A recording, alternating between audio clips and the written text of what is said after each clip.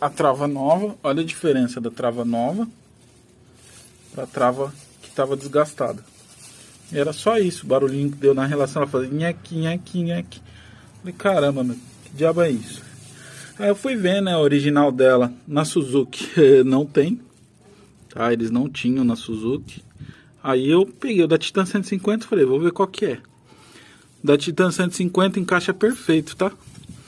Aqui o velho. Tá lá o novo já que eu já encaixei, mas é o seguinte. Olha a diferença.